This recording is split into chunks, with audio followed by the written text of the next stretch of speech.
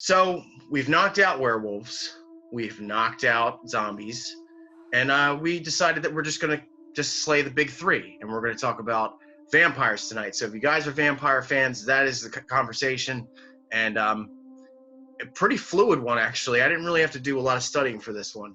No, well, you know what's funny is that when we first just talked about doing vampires, my first thought was, oh, that feels so basic and generic. And then I went back through and I remembered how many of my favorite movies are vampire movies. Yeah, I was like, wow, I guess that makes me basic and generic.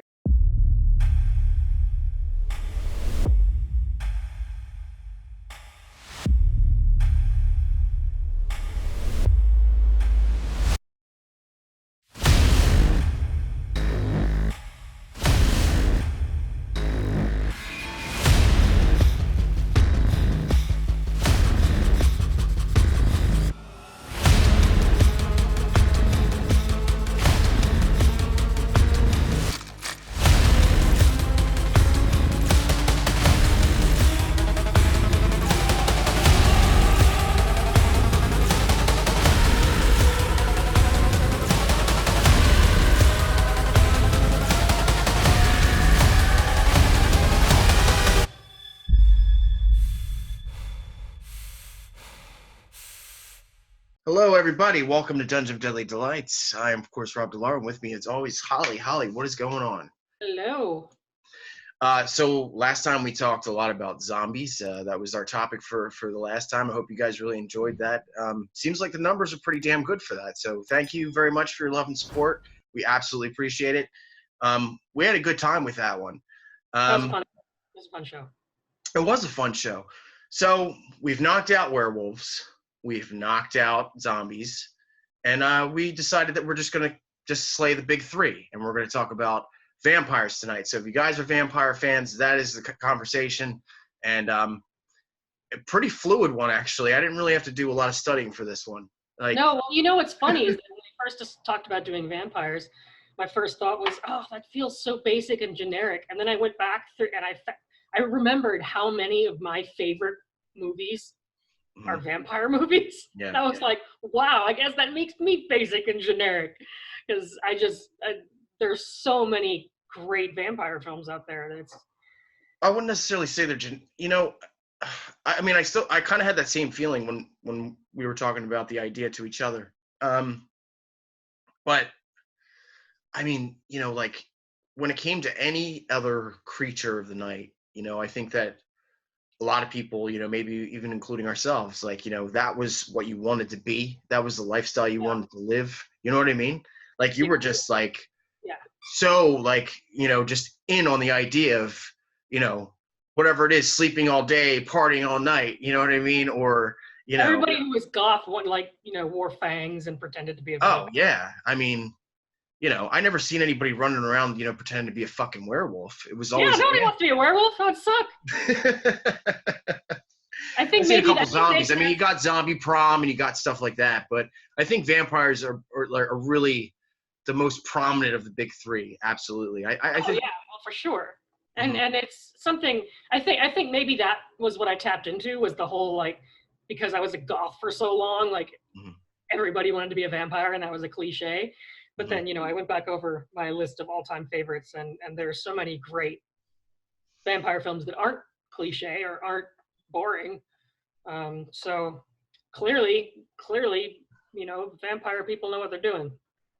Well, a lot of them are game changers, and I know people, we're going to talk about all different, styles of film and stuff like that, and we're not going to get into this particular series, but I just wanted to mention that, I was never on the Twilight hate train. I'll tell you why. Because it always felt to me like if that movie existed, say in a different time period, I could see the cast of fucking Rebel Without a Cause, like James Dean and Sal Mineo, and all these people playing those characters. So, you know what I mean? It was very, it was obviously pointed toward teens, but yeah, it was important in regards to bringing, younger fans into the fold and stuff. So I don't really I never had that hatred towards that movie. I thought it was. I went to bookstore Kind when of the book silly, comes actually. out. The what? Sorry. I just thought it was kind of silly that an adult would be like, "Fuck that movie, the piece of shit, you fucking kids, Oh, you stupid movies," you know, yeah, like it's not for you. it's totally silly. But yeah, no, I read the first book. It was all right. I saw the first movie.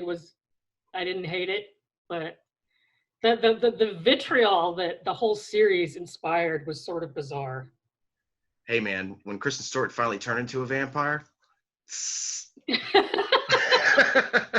But the point is that like vampires, just like zombies, um probably more so than werewolves, I would say. Because I remember when we did the werewolf episode, it really was kind of like a smaller tap when it came to the source material. Oh, absolutely, yeah. There aren't nearly as many great werewolf films. Yeah, but just like a vampire's immortality. I mean, it just really transcends generations, and kids love vampires, and teenagers love vampires, and we love vampires, and there's a lot of game-changing vampire movies too. Oh yeah. Quite a few. All right, guys. So as we said, we're going to be talking about vampires tonight. And Holly, what is your first introduction to vampires? As a fan, what was the thing that turned you onto them? Aside them being sexy, and well, honestly, remember when I told you that when I grew up mostly with science fiction and action stuff, mm-hmm. and not so much the horror stuff, and I didn't really get into horror until I started reading Anne Rice's Vampire Chronicles. Mm-hmm. That sort of twisted everything for me, and I turned into a goth kid, and I started loving vampires, and that was going to be the first film I talk about, because if we're going autobiographically, Interview with the Vampire was I don't want to say my introduction to the idea of vampires, but it's what made me love gothy weird shit. Sure. Yeah. If that makes sense. No, absolutely. I mean, I think that was probably one of my first forays into vampirism was, well, obviously, like, earlier on, we'll talk about some movies that, I saw when I was young, but I think in the literary sense, yeah, it was also Anne Rice for me. And, I don't know, it was very like, it was homosexuality, but it wasn't, you know what I mean? It wasn't like in your face, you know what I mean? It's basically it's absolutely homoeroticism, but not but it was like, vampires are basically just, they're just kind of, fit to be together. Like they have companions, be they male, be they female, or whatever, and and by taking actual sex out of the equation, at least in mythology, I think that helped, people not be freaked out by it when the books were coming out, which was, the 80s, which is not exactly progressive when it comes to sexual stuff. Yeah. So, but the film too. I mean, the film, they didn't shy away from that at all. We're of course talking about Interview with the Vampire from 1994 with Brad Pitt and Tom Cruise. Oscar winner Brad Pitt. Oscar winner Brad Pitt. And finally. so many people said this movie moved slowly, but I just sort of let myself get drenched in like the gothic goodness whenever I watch it. I'm just like, this is so dramatic and it's not pretentious exactly. It's just it's majestic. It's majestic. It's a little pomp and circumstance for sure. Well, yeah, I mean, especially the costuming, yeah, and the time, the time period as well. Well, the interesting thing that I remember the most about Interview with a Vampire, I mean, obviously it's, it's also one of my favorite vampire films. I remember the stink that actually like rose up when it was announced that Tom Cruise was going to be playing Lestat. I mean, It was fucking heavy. And Anne Rice led the pack. She was like, this is not the right casting. Nobody, this is not going to work out. Mm-hmm. And then the he did an incredible job. He just killed it. Mm-hmm. And I think Anne Rice actually like wrote him like a apology or something, because like, I'm sorry, you really you went above and beyond for this, and Yeah. he's just so good in it. He's so good. Well, I think the reason I connected with the movie itself was that I think at that particular point I was in a time of loneliness, to a certain degree. It's gonna get real gothy in here, guys. Sorry. Dude, we're the same age and we are goths at the same time. Of course we're gonna get gothy. Yeah. So it was all about despair for me and loneliness and stuff like that. So I really felt like connected to Louis, and I felt absolutely. I felt his pain, but I also felt his desire for companionship and for love, to some degree. And really honestly was in the worst fucking technical marriage that a vampire could possibly be in. It was yeah. So I got that part of it. It was also, sorry, I didn't mean to interrupt. No, that's okay. No, I was also going to say it was one of my first introductions to a story with real moral ambiguity. Mm-hmm. As opposed to these are the good guys, these are the bad guys, we're going to save, yay, and we're going to kill the bad guys, and Interview it doesn't have any good guys or bad guys really, except maybe Santiago, but he's kind of minute, so I don't know. Well, I think the Théâtre des Vampires were kind of villainous for sure. Well, that's what I was mentioning. The Santiago, the one with the top hat. Yeah. But I don't think Armand. At least maybe I might be colored from reading the rest of the Vampire Chronicles, the books. But I don't think Armand is meant to be a villain either. I think he was just kind of in the movie anyway, when they obviously break all the rules they break, and of course they go after them for it. I think Armand is kind of like Switzerland, hey, you guys fucked up, but there's nothing I can do about it. You know what I mean? So I think he was, I just think he was just, on a, just a position of, well, those knuckleheads are going to do what they're going to do. Absolutely. That was exactly. Because they were kind of pinheads to a certain degree, And of course, that was the first time where I was introduced to Kirsten Dunst. And I can honestly say that probably out of that, out of that movie, Claudia was definitely I think the standout for me when it comes to. Yeah, didn't she get nominated for awards for that role? She was just so good in it. Yeah, but it was just so it was so tragic that that this little girl did not ask for this, and was basically she was ripped out of a horrible situation, and obviously placed into an even worse one where she would just would age but never grow, and would just be a doll-like child forever. That's fucking tragic. That's really fucking tragic. She'll never be a woman, and that was that was one of her obsessions. She's always, I think she was actually even collecting dead women in her bed, wasn't she? Yeah. He's like, "You sold your bag, Claudia!" And he's screaming at her. She buried the dead body of a woman underneath her dolls. Yeah. It was the one that was taking a bath. Yeah, it was one that was taking a bath in the French Quarter, and she, it was just so well done. That movie is just fantastic. I could talk about Interview all day, but we don't have all day, unfortunately. Well, you know what? Before we travel into other territories with vampire movies, I do actually want to give a shout out to, because I personally love this film. I know that a lot of people do, and there's a lot of people that don't, but I love Queen of the Damned. I knew you were going to say that. I think it's a lot of fun. I love Queen of the Damned. I think it's a lot of fun. I was skeptical when I went to see it, just because I was in my super duper goth phase when it came out. I think it came out in 2000 or 2001 or something. Mm-hmm. And Queen of the Damned is just such a fantastic book. Just rock star Lestat and just all that stuff. I think, I honestly always thought that Stuart Townsend as an actor really got the short end of the stick when it comes to a lot of his work. I think that dude was a supremely underrated guy when it comes to his performances. I thought he was really fucking super talented. Yeah. And, of course, married to, Charlize Theron for a short time.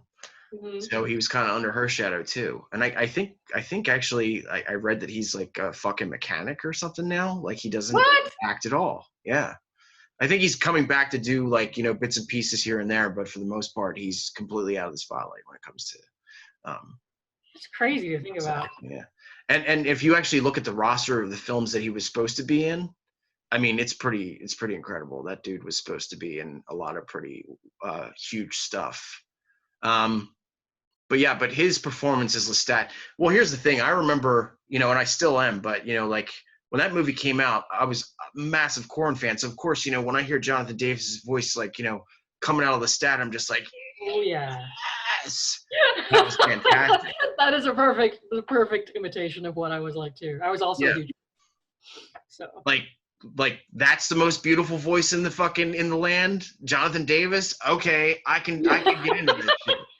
But yeah, I don't know, man. I just thought the whole thing was just, yeah, you're right. It was fun, but I don't know. It just affected me. You know how bad movies affect people. I wouldn't necessarily even call it a bad movie, but a lot of people think it's a bad movie. But somehow when you see a bad movie, it affects you differently than some others. So it's not like, I'm not going to sit there and say Queen of the Damned is a guilty pleasure, because it's not. It's just a damn good fucking movie for me. I love fucking Queen of the Damned. I thought that band was perfect that he chose. Those music videos that you can get on YouTube are absolutely insanely good. Redeemer and Forsaken, and oh my God, the music was fantastic, by the way. And of course, Aaliyah playing Akasha. I thought she was good. I thought she was inspired choice. I thought it was interesting. It was a very interesting choice, and the fact that they were able to get it done because they had to go through the whole Brandon Lee process with her after that tragic crash. I guess her brother came in and did some voiceover and stuff like that. Not every movie has to be fucking perfect, and if it makes you rock out and it makes you smile and it's fun to watch, as far as I'm concerned, that's enough for me. I could watch Queen of the Damned at least, maybe like once a month or something. I don't, but I'm just saying I could very easily, super easy. But yeah, I know there's a lot of fans of it, and if you guys are out there, I fucking love you because that movie rocks. Let's keep it alive. Holly, what's next on your list for vampires? Well, let's see. I know you want to talk about Rigor Mortis. I do. Yeah, I mentioned that last week. But before we get there, I'm actually gonna. Did you ever see the movie High Fidelity, by the way, with John Cusack? Yeah, of course. And he's organizing his records, and he decides that he's not going to do them alphabetically or chronologically. He's going to organize them autobiographically, which means when in his life he was affected by a certain record. Well, I think I'm going to try that with the vampire movies. Okay. In which my next autobiographical pick would be who was. Speaking of high fidelity, it's like when I first watched that movie, that guy was like a hero for me, and then I watched it when I was older, and his name is Rob, and I was like, that guy is such a dick. Like, he's a loser. Anyway, go ahead. Well, being of our generation, I remember, and obviously Black Panther was a huge deal, and it was awesome, and everyone was like, oh, first Marvel Black superhero. But my first Marvel Black superhero was Blade. Yeah. Wesley Snipes playing half vampire, half human, hunter of vampires, and this movie just. If there's a spectrum and Interview the Vampire is on like the emotional weepy vampire side, then Blade is on the cry cure side, yeah. Badass just kill 'em explode side. It has one of the most incredible opening sequences I think I've ever seen. Yeah, it's phenomenal, yeah. When they go back down to that underground and Rave, and there's the blood shower and you're just like, what am I watching? And and then which they actually apparently have. I don't know if it's every year, but they actually like reenact that scene like in New York, like Blob style. That doesn't surprise me. That's cool. Yeah. But then, of I think course, I think it's during the Blade anniversary that they do it. Like they actually go into the sewer and they have the blood shower people and shit. Like it's like a reenactment. Wow.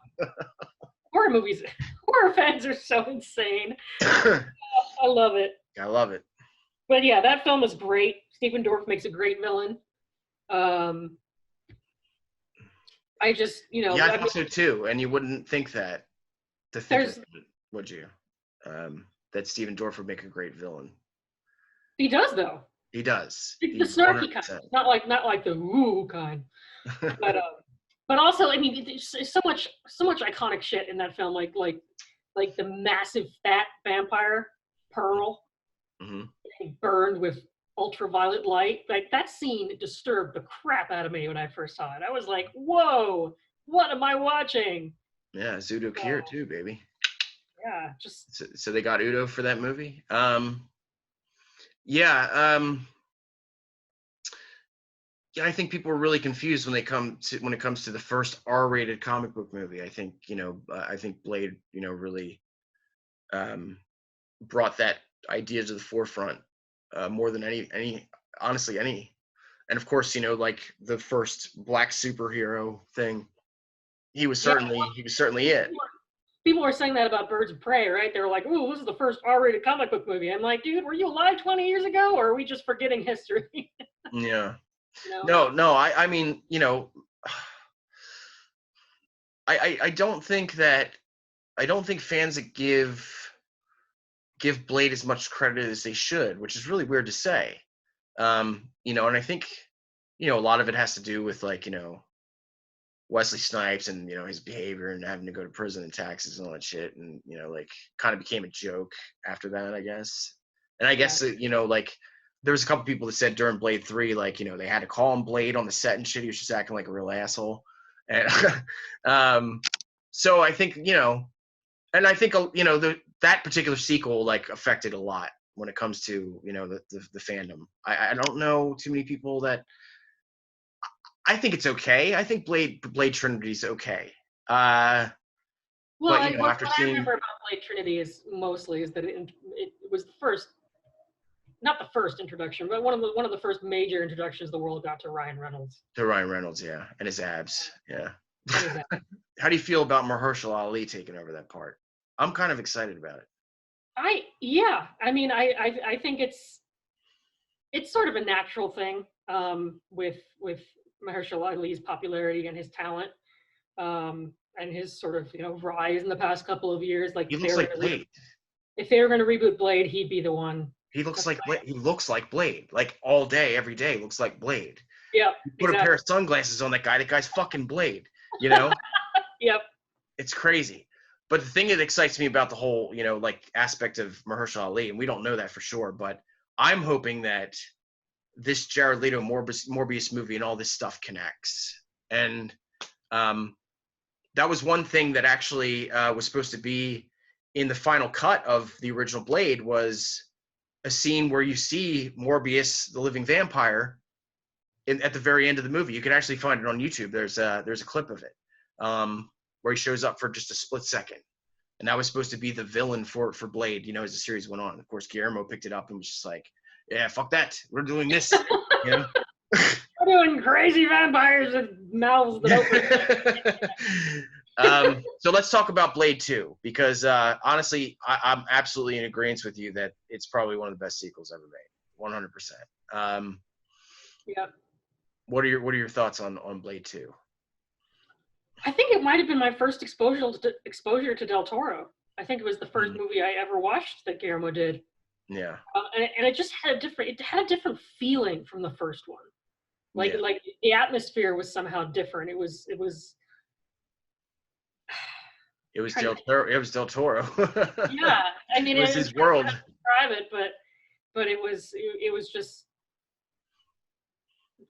it felt more like a monster movie in a lot of ways. Yeah. Blade, even though the first Blade involved vampires, it was almost like we were watching a biker gang that happened to be vampires. Mm-hmm. Whereas Blade 2, it felt like, with the addition of the newer vampires and all that stuff, it felt more like a monster movie. Yeah. Which was really cool, I thought. Oh yeah. You know, the fact that there's like, you know, there's actually vampire factions that are like royalty, and oh my God, yeah, it was phenomenal. And of course, you know, we're introduced to the Blood Pack, and they were all fucking amazing. You know, you got Donnie Yen, and you got, you know, like, oh my God, like they were incredible. And you know, he looks at Blade and he goes, I just wondered, can you blush? You know, and they're just fucking with him the entire time. Um, and and he sticks the thing in the back of his head and, you know, like clicks it on and he goes, you know, who's hold the remote, asshole, you know, like that kind of shit. But those fucking vampires were so so well done. And you know, of course, like, you know, it looked like Guillermo kind of took aspects of them and brought them into the strain, you know, later on, you know, like in his career. Yeah, oh yeah, I would say for sure. An added tongue. Yeah, but but that's the thing though. Like, you know, when I was interviewing, you know, when I was interviewing him during the first season, it was before the first season of this train. You know, he was talking about, you know, Strigoi, and he was talking about all these different, you know, clans and, you know, just, you know, Latin mythologies and stuff like that. You know, with, you know, like just these, you know, these mandibles that come out and just kind of latch onto, you know, cattle or, you know, even like little infants and stuff. I mean, he got pretty wild with it, you know, with the whole thing. But these are all things that he, you know, read about, you know, during his childhood. So, you know, like he incorporated that into, you know, this fucking Marvel comic book movie at the time. But like, that's why that movie looks so unique and it looks like it's his, because it really is. I mean, he really brought a lot to that, to that storyline and those characters and the creations, and it's pretty phenomenal what he's able to get done. Yeah, I agree. Okay, well, I'm gonna go with a tried and true, and it's not gonna be what you expect at first, Okay. but I do want to talk about Near Dark for a second. I love that. Because there was always this competition, you know, where like, you know, which vampire movies, you know, more, you know, which one's, you know, better, you know, which is it, Near Dark, is it Lost Boys? And you know what, they're two totally different fucking movies. Yeah, oh, totally different. Can't even compare them.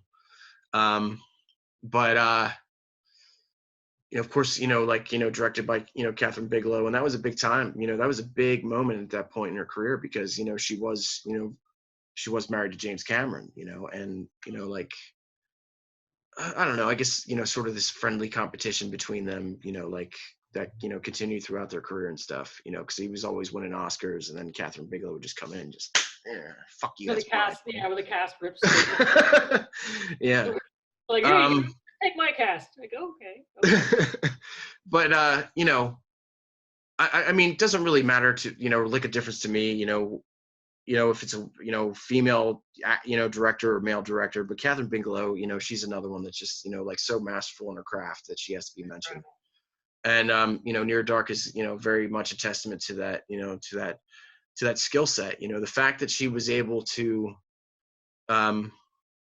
do that so expertly, you know, considering that we don't necessarily see fangs, we don't see them turning into bats, we don't see any of that stuff. It's basically like you're following, you know, this family of, you know, like just dirt poor marauders that are just, you know, like roaming the landscape in a fucking, you know, in an RV, you know. Yeah. And just they were just so incredibly written, you know, like with really not saying too much, you know, not saying a word. It's very subtle. It's a very low key film. It's not over the top. I think the coolest effect I remember is just them, you know, bursting into flames in the sunlight. Mm-hmm. And they didn't even have to do anything crazy with that. Like, they didn't explode or anything like that. They just literally, like, flames started coming out, and it was so well filmed that it didn't feel silly. Like, the whole film is just. I came into Near Dark late. I didn't discover it until like halfway through my 30s at least. Mm-hmm. I had heard people rave about it. Mm-hmm. And I mean, I love 80s movies, but I've often said, I think on this very show, that that a lot of 80s movies have that distinct 80s flavor where you're watching it and, you know, you're looking at like either hairstyles or musical style or, you know, technology and being like, oh, this is an 80s movie. So you can't quite take it as seriously as you would like to. I see. But Near Dark still resonates as if it were made yesterday. And I just think that's an incredible feat. I think so. But, you know, I think the most interesting aspect of that is that, you know, like I was saying, there is no exposition. It's not like Lance or Bill Paxton or any of them. Like, they don't say where they're from, what century they're from. They don't, you know, it's just like, you know, little, like, you know, in jokes, you know, between them. Like, hey, remember Buffalo Bill? And he puts the beer on his, you know, on his chin. I mean, that's the only way you know about these people. I mean, she mentioned something about, you know, being part of, you know, like the Flapper 20s, you know what I mean, or something like that. It's very, very subtle. So you really have to pay attention to, you know, get to, you know, learn about these characters. You know, there's really not much at all to them. But you know, like once you get to the core of that movie, you feel like you know them so well. You know what I mean? Oh, yeah. Yeah. And friggin', God, Bill Paxton in that movie just chewing the scenery, like, God, get him an award. Seriously. He's always so been good in that film. He's always been amazing. And I love the, you know, and I've always loved the, you know, the Jenny Wright, Adrian Pasdar, you know, the Romeo and Juliet connection thing that, you know, that's going on there and stuff. And it was pretty unique, you know, that you know, you know, it was almost like a snake bite to a certain degree. So all he needed to do was get like a blood transfusion, like, you know, for an entire night. And then he was fine. He was good. I thought that was kind of interesting. And the Western aspects of the movie as well. Like when you first meet. Oh, it's definitely a Western. Yeah. You know, they're all wearing cowboy hats. Like it's a, you know, and that's.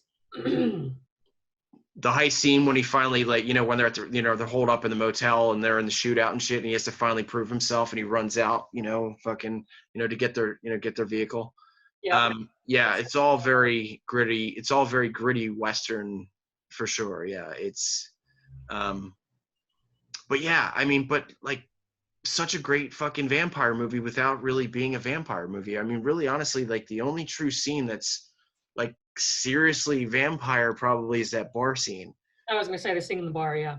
Yeah, and you know, like she bites him in the truck and stuff and runs out and stuff like that. You know, there's little, you know, like inflections here and there, but that bar scene was definitely like not only one of the most iconic scenes in like cinema fucking history probably, but you know, just the fact that, you know, like they were fucking immortal and, you know, they knew he was immortal and they knew it, you know, like, so let's fuck with him and, you know, get his ass beat, you know, and, you know, just mess around with their immortality, man, just having a great time, you know. It's a twisted scene because they're just having fun. They're bored. No care for human life at all. They just don't give a shit. They're like, just like, we torture, yeah, awesome. And it's amazing. She tells that one girl to look up, remember? And you're like, oh, her fucking throat's done. Like, and of course, you know, but yeah, awesome fucking movie. What is your, what's the next pick in your, on your list? Whew, okay, well, let me ask you this, because, you know, this is, I think this is an important question. And I'm sure a lot of people are going to be like, you know, well, why aren't they talking about this? Why aren't they talking about Universal? Why aren't they talking about this? Between these two particular individuals, and I think I know what you're going to say. Who do you think made the better Dracula between Sir Christopher Lee on the Hammer side and, of course, Bela Lugosi on the Universal side? That is a very difficult question. I have to go with Christopher Lee.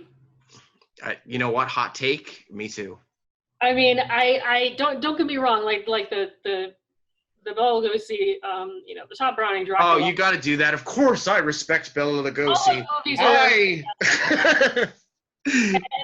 And they're, you know, sometimes they're, you know, they might be boring to watch for a modern audience some of the time, but you know, for their time period, they were iconic. And of course, Lugosi's performance was iconic.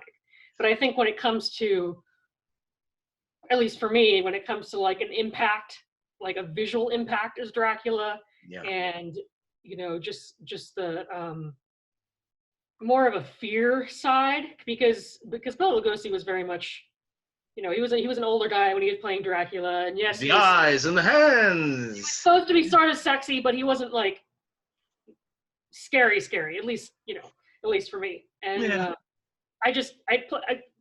plus the Christopher Lee and Peter Cushing dynamic is just unbeatable. Well, I think the reason why I love the Christopher Lee version more is just simply because he's fucking vicious. Yeah, that's what I mean. Like, he doesn't play around or use frothy language or anything like that. It's just like, if I'm behind you, you better not. It's just blood. Speaking of savage vampires, I would like to talk about 30 Days of Night. Okay, please do. Which I was actually introduced to through the comic book first. Steve Niles' your buddy Steve. How cool is that? My oldest friends. We've been friends since I first moved to LA. And I actually ran into him. I think I ended up buying one of his first books at like a book fair or something. Mm-hmm. But yeah, I was always reading his stuff, and 30 Days of Night is just a 3-issue like wham bam kind of thank you ma'am sort of, here we go, it's blood, it's crazy, and we're done.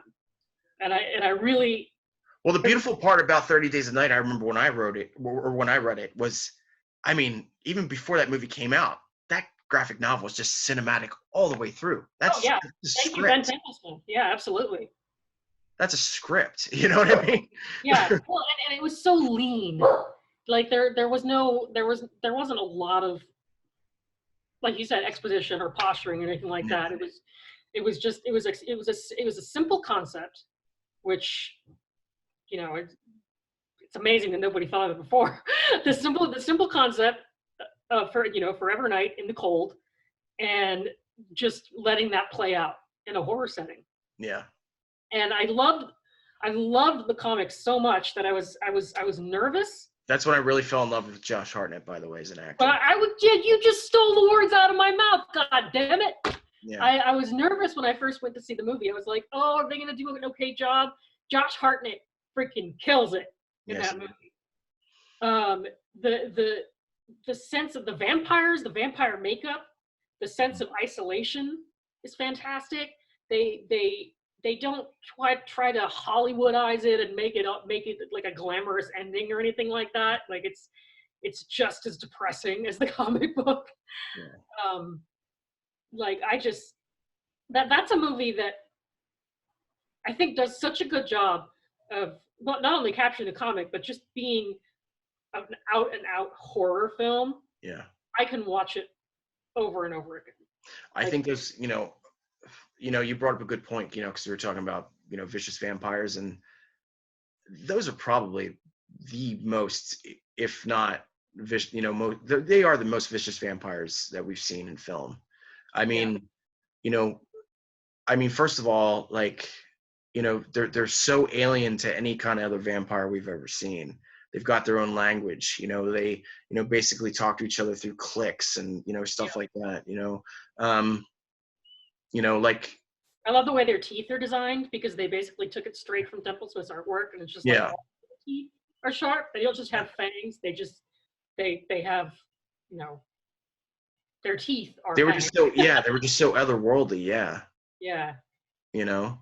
My favorite Asian vampire film is one that I saw a couple of years ago when I was kind of, I was kind of a little bored by traditional like horror fantasy films. I hadn't seen anything that had blown me away for a really long time. Yeah. And along comes this Chinese film by Juno Mak. Mm-hmm. He was an actor before, and this is his first feature, his only film. Yeah. Like, oh, screw you, really? You're gonna make a masterpiece for your first feature? Okay. And it.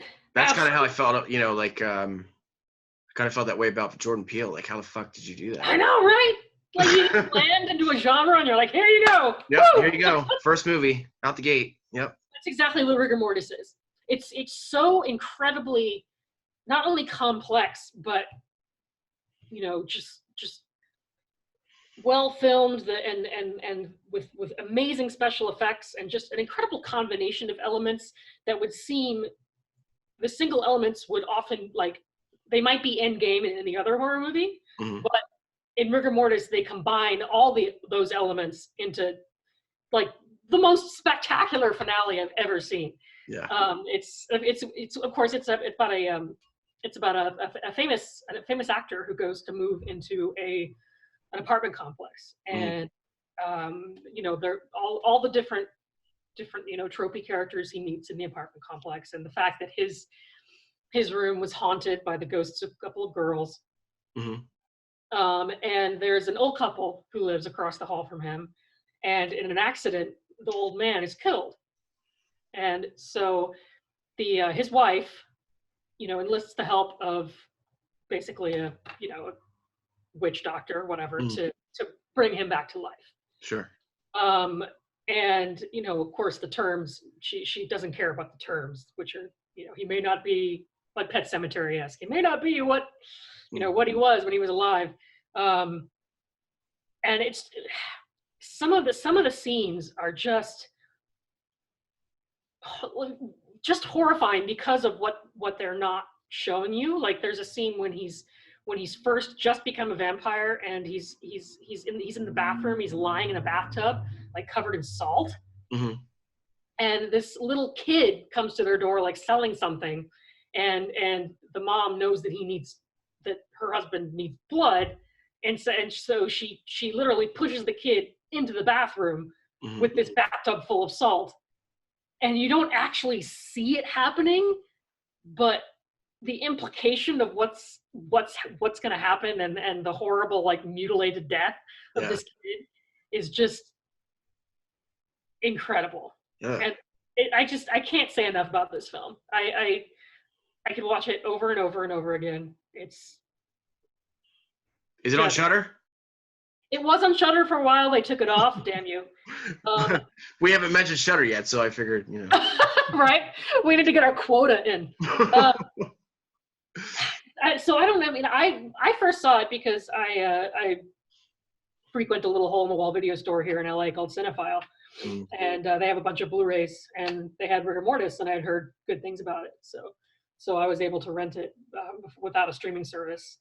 But yeah, if it ever shows up on any streaming service you see, friggin' take that opportunity and watch it, because it's one of the best horror fantasy films I've seen in the past 10 years. Easy. Well, let's talk about a couple of elephants in the room, because I'm sure people are like, "Where's it gonna talk about this?" What are your thoughts on Bram Stoker's Dracula? Of course, directed by Francis Ford. The Francis Ford Coppola version? Mm-hmm. I like it. I like it a lot. I do too. Obviously, like, it's a staple of our, growing up and stuff like that. But yeah, and I think the version of Dracula that I first read was with the movie poster on the cover. Mm-hmm. What year did that come out? Like 91, 92? That was around there, yeah. I was like 10 or 11 when I read Dracula. Yeah, Yeah. young. Yeah, I was super young when that movie came Probably out. Probably too young to read Dracula, because it did freak me out. But whatever. I mean, there's obviously a couple things, and God, please, I fucking love Keanu Reeves, but whew, yeah, no, I like trained Bukovina, like that whole thing. Quite right in that role. Not quite. Well, but, I mean, to be fair, my love for Gary Oldman supersedes that. Winona's accent in that too was kind of rough every once in a while. But like if you take all those elements out of it, and you just watch it for what it is. I mean, the fact that Coppola used, all these different, I think there was like over 200 techniques or something like that, where he used like, techniques from like, that particular time period. And he used, like state-of-the-art cameras, for that, for the time that it was released. And, like just this blend of all these different, cinematic elements that he put into it. I mean,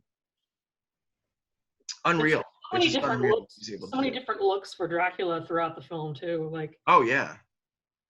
Yeah. I mean, for what it is, I thought that, the cast was perfect, and, Of course, Sir Anthony Hopkins, playing Van Helsing, and Yep.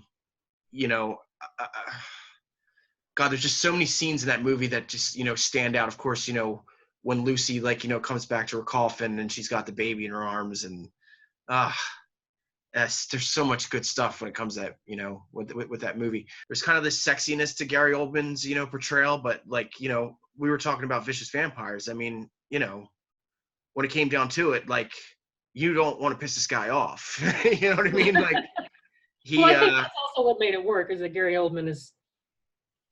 I mean, he's amazing. He can do anything. But he had the whole dichotomy of the sexy, scary thing down, I think. Oh my God, when Lucy's getting fucked by his wolf form and shit. Yeah. And you shouldn't be titillated by that, but you kind of are. and you're questioning yourself, like, why do I like this? Like 13 years old, and you're like, okay. Okay. I'll take that to the therapist the next time I see them, because but no, it's just I mean, it is what everybody says it is. I mean, it's just a pure classic, just the just the effort that went into that movie, with the costuming and with all of it. I mean, Totally a production. Absolutely. I don't even know what the budget for that movie was. I mean, it must have been like through the roof, for that particular time. I would kill myself if we ended this episode without me talking about Nosferatu, one of my other favorite vampire films. Okay. Which famously, F.W. Murnau famously wanted to get the rights to film Dracula.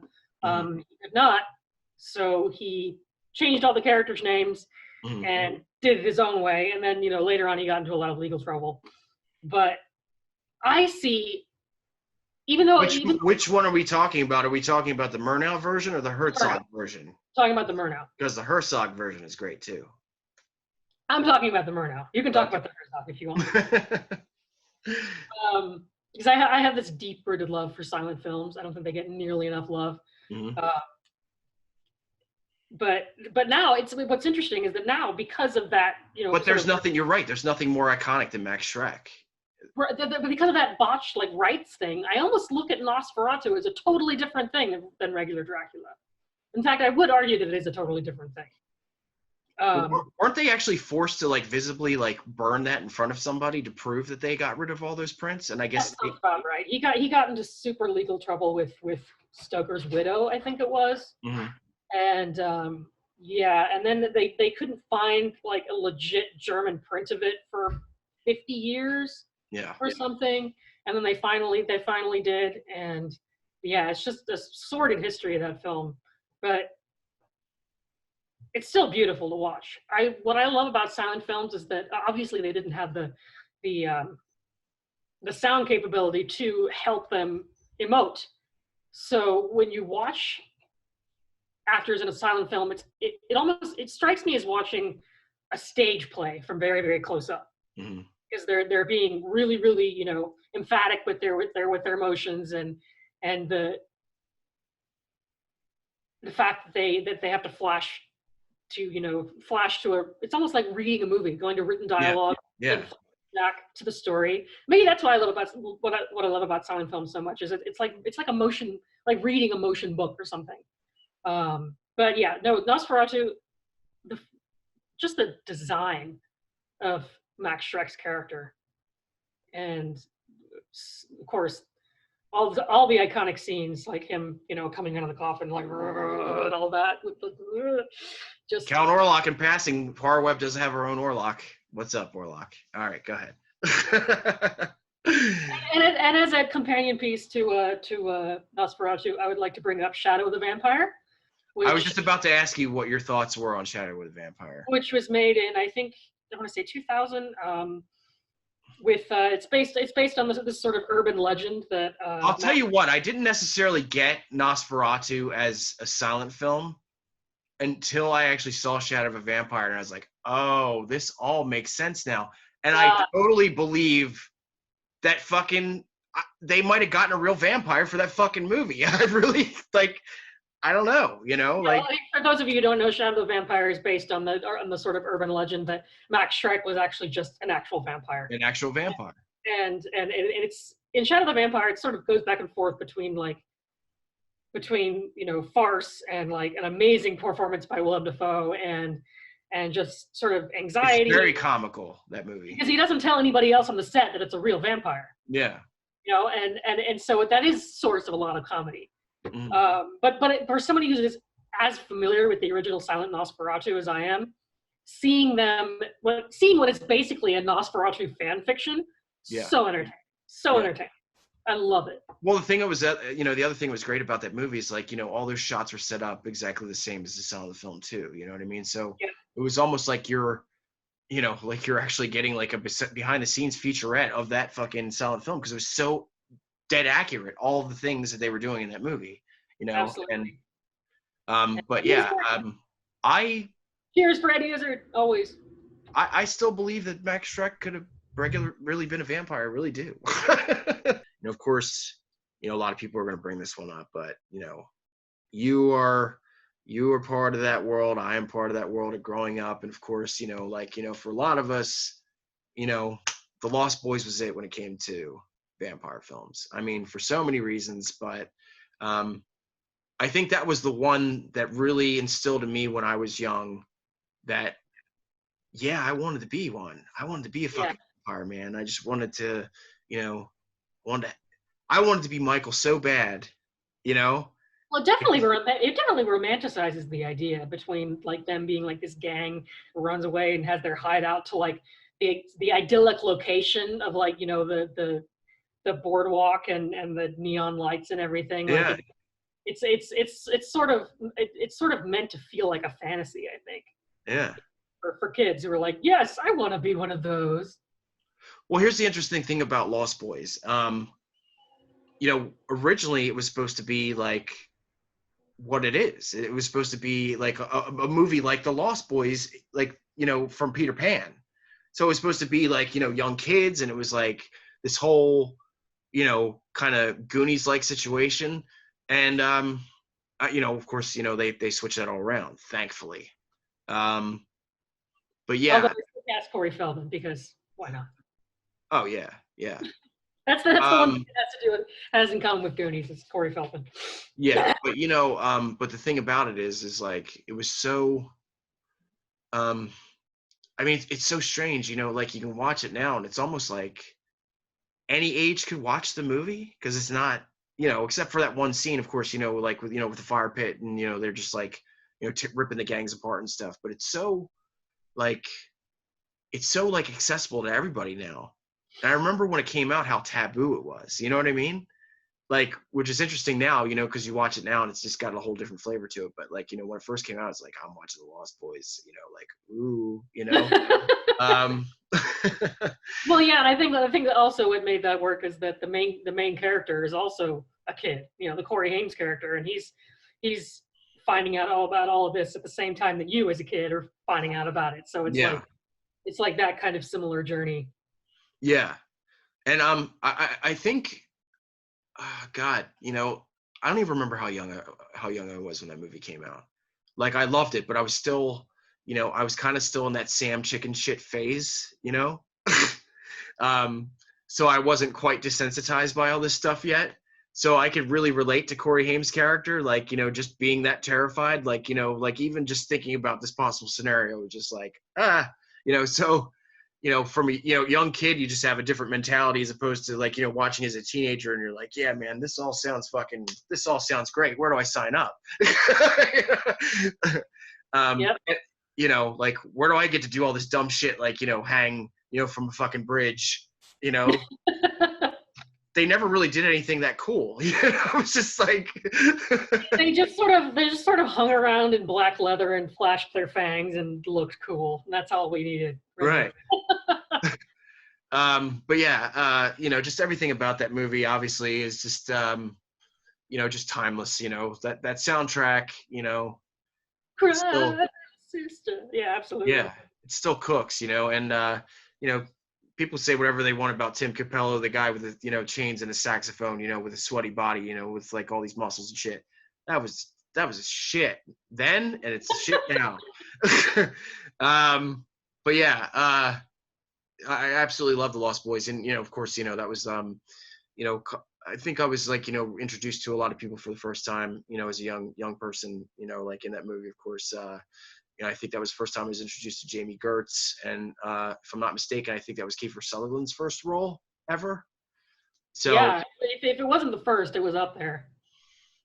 So the fact that he came out, with that presence just instantaneously, you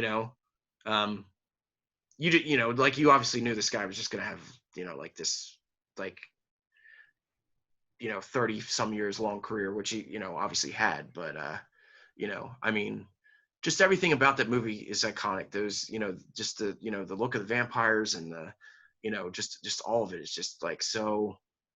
Oh, you know what? I'm wrong. He was in Stand By Me the year before. And then he was right, yeah. But he played a similar character in Stand By Me, so Yeah, but I think this is really the one that really just like when you saw him as David, you were just like, oh man, that dude's gonna fucking like. He's gonna fuck you up. Incredible career.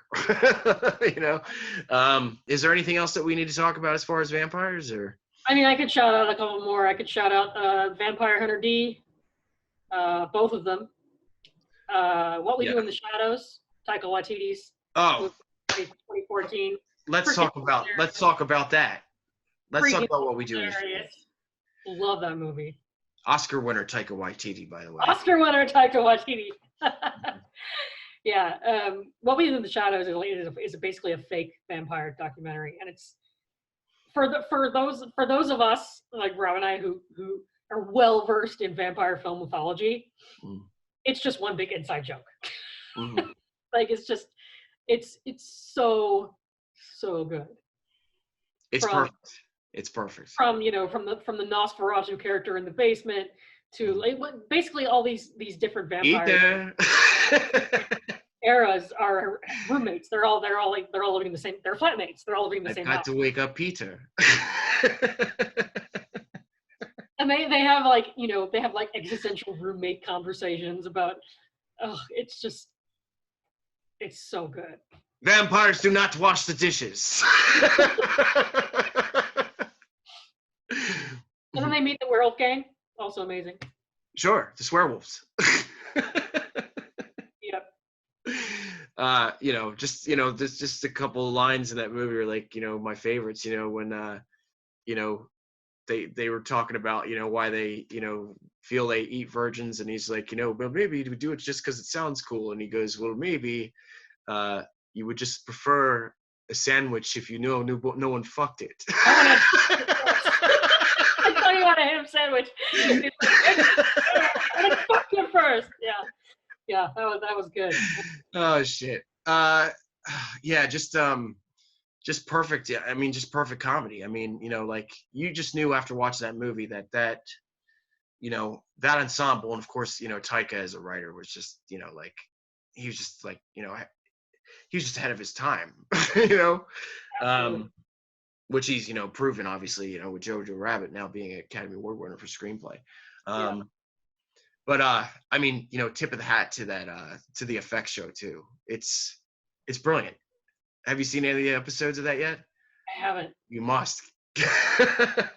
You must. I'm not. I don't know. I'm always wary about going into seeing a television show based on a movie, even though it's a very popular thing to do right now. Oh, it's so good though. It's so well done. Is Taika writing it again? Taika is absolutely writing it. Yeah. Okay. Mm-hmm. Then I'll watch it. Let's talk about From Dusk Till Dawn. I gotta do Dusk Till Dawn. Also one of my favorite movies of all time. Yeah. The perfect union between. I mean, well, we talked about how Grindhouse is the perfect union between Rodriguez and Tarantino, but this one too, almost entirely too perfectly, because the movie is sort of divided in half. You have the Tarantino half, then the Rodriguez half. Yeah. And it's just the whole cast: Tom Savini, hilarious; Fred Williamson, Harvey Keitel. It's one of the movies where I thought I hated George Clooney, and then I watched that and I was like, I don't hate George Clooney anymore. Yeah. Well, here's the interesting thing about From Dusk Till Dawn. I for quite a few years now, I've been, really good friends with an effects master, Bob Kurtzman, who you guys know from K&B, did all the work, for like every fucking movie under the sun, basically, with Greg Nicotero and Howard Berger. It was actually Bob's concept. He originally actually wrote the treatment for that particular film. Interesting. And I'm not sure how it all went down, but somehow the rights were kind of, wouldn't necessarily say stripped away from him, but kind of got in the hands of Robert and Quentin. Not saying they stole it or anything like that. It was just one of those things where like he wrote the treatment and they kind of like ran with it as far as the screenplay is concerned. Mm-hmm. I think the thing I love about Dusk Till Dawn, we're talking about Shaun of the Dead, where it's like where it's comedy all the way through, and then there's a certain moment where it just kind of straight turns into horror. You know what I mean? Dusk Till Dawn is the opposite. From Dusk Till Dawn, it's totally different. Yeah. You've got a completely serious heist movie going all the way through until they finally reach the border, and then vampires. Yeah, I mean, like that. If you didn't know, if you didn't never seen that movie, and I didn't tell you there was fucking vampires in that movie, you would never know. Yeah, you would never know. Watching a Tarantino crime drama, absolutely. Yeah, and a really fucked up one too, because you got these two brothers. One has obviously more sense than the other one, and Quentin's character's got some serious fucking issues, obviously. And like I remember seeing that for the first time, and there is that tie-in with Big Kahuna Burger, and George Clooney comes back to the motel room, and you come to find out that Quentin just mutilates that fucking banker. Yeah. I mean, really serious fucking movie. And then like they meet up with his family, and then there's kind of like these comedic inflections through that, and then like it really just like obviously like I mean they call that fucking documentary Full Tilt Boogie for a reason, because once you get to that fucking bar, that's when everything changes. Oh yeah. Everything. I'm just remembering the whole cast: Danny Trejo, Salma Hayek, just all of it. Yeah. And I quote the shit out of that movie. Can I just say the number of times that I've said someone's like, "Has anyone read a real book on vampires? Like a real book?" And he goes, "You mean like a Time Life book?" Yeah. That's my jam right there, the Time Life book joke. Right. We were talking about Planet Terror in our zombie episode, but like you could see obviously it was those two working together, like in unison. You know what I mean? Like that was a Robert Rodriguez, Quentin Tarantino movie, like absolutely no question. Yeah. Now before we leave, this particular episode and we stake the big three, Holly wanted to talk about one that really like has become a legacy of its own, and for that particular reason, Underworld should definitely be mentioned as far as its impact in terms of the fandom. Yeah, it became such a franchise, and I really think, because I remember going to see the first one in the theater, and when it first came out and the trailers were coming out, all we knew was vampires versus werewolves. Yeah. And that's all we really cared about going in. Like that was the crowd. We were like, yes, vampires versus werewolves, awesome. And I think what surprised us so much was there was an actual plot beyond that. Yeah, it seemed like there was a whole world attached to that movie. Like he even knew. But the arc with the guy who becomes vampire werewolf combination. Scott Speedman. Yeah, him.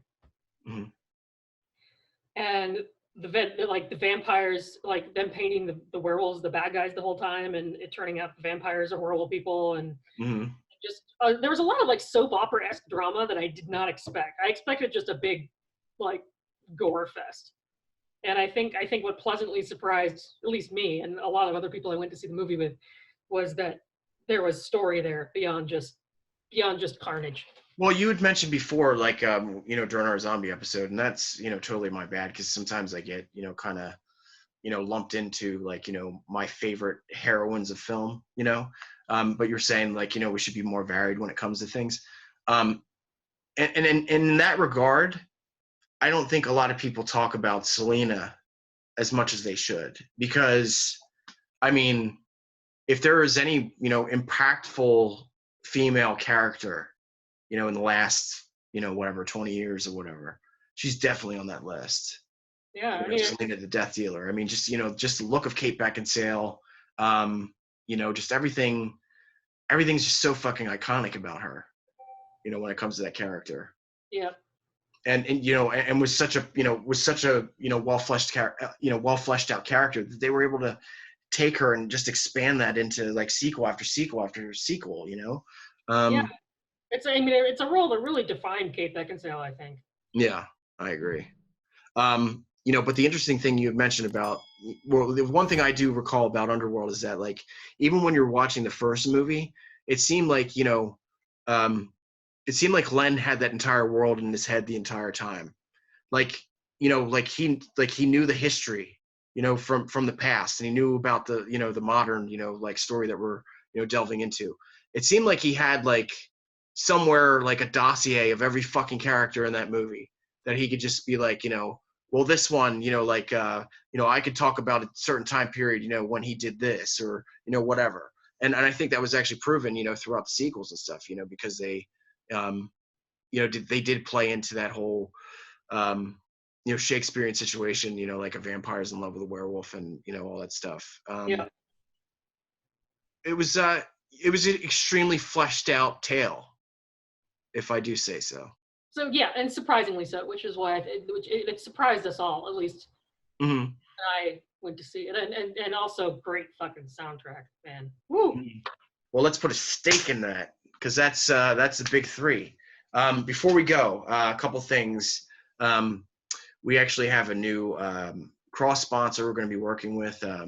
This is an app called Slasher. If you guys aren't part of Slasher, you need to get on that right away. It's a free app.